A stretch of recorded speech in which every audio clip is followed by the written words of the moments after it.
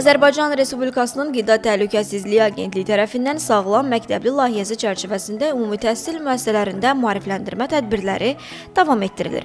Məktəblər arasında sağlam qidalanmanın təşviq olunması, qida təhlükəsizliyi anlayışının təbliğ edilməsi və şagirdlərə qida təhlükəsizliyi vərdişlərinin aşılanması məqsədi ilə həyata keçirilən layihə çərçivəsində daha 2 məktəbdə görüş keçirilib. Tədbirdə iştirak edən hər iki məktəbin ümumilikdə 553 şagirdinə agentliyin fəaliyyət istiqamətləri, eləcə də qida təhlükəsizliyinin təmin olunması və sağlam qidalanmanın vacibliyi barədə məlumatlar verilib.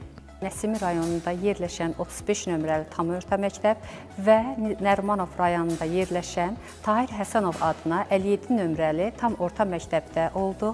Bu məktəbdə təhsil alan ibtidai sinif şagirdləri və 6-cı, 7-ci sinif şagirdləri üçün meyvələrin uşaqların inkişafında rolu mövzusu üzrə maarifləndirici işlər apardıq, məlumatlar verdik və maarifləndirici xarakterli bukletlər payladıq. Mən meyvələr haqqında bilirdim, amma bugün daha ətraflı, daha çox meyvələr haqqında şeylər öyrəndim. Bildim ki, meyvəni hansı saatda, nə vaxt yeməliyik, hansı meyvələr yeməliyik. Biz meyvə yeyəndə özümüzdən vitamin alırıq və bir də özümüzü qəşəng və özümüzü aktiv kimi hiss edirik. Qeyd eləyək ki, Sağlam Məktəbli layihəsinə 2018-ci ildə start verilib. Layihə çərçivəsində hər il ümumi təhsil müəssisələrində şagirdlərlə qida sahəsində müxtəlif mövzularda görüşlər keçirilir. Agentlik tərəfindən belə görüşlərin davamlı olaraq təşkil edilməsi planlaşdırılıb.